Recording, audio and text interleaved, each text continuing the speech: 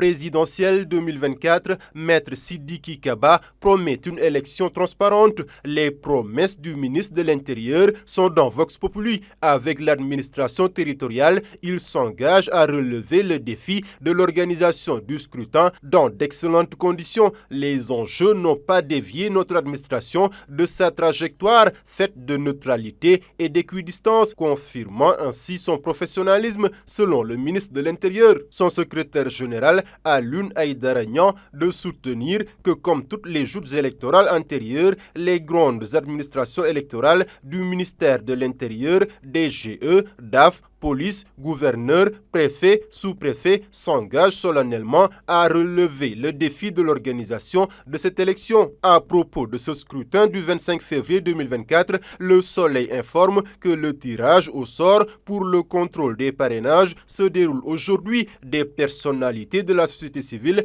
de la Sénat et de la Direction générale des élections, ainsi que du personnel administratif et technique et des greffiers vont assister les 7 sages du Conseil constitutionnel pour déterminer l'ordre de contrôle des parrainages déposés par les postulants à la magistrature suprême. À l'issue de l'instruction des dossiers de parrainage, ajoute le journal, le Conseil constitutionnel procède au plus tard le vendredi 12 janvier 2024 à la notification écrite aux mandataires d'un candidat investi par un parti ou une coalition ou aux représentants du candidat indépendant de l'invalidité de son dossier. Un rejet qui, selon mon confrère Mamadou Lamine Dieye, peut être motivé par la présence de doublons, la non-obtention du minimum requis de 44 231 électeurs inscrits sur le fichier général des élections ou encore la non-obtention de parrainage d'élus requis, soit 13 députés ou 120 chefs d'exécutif territorial, à savoir maire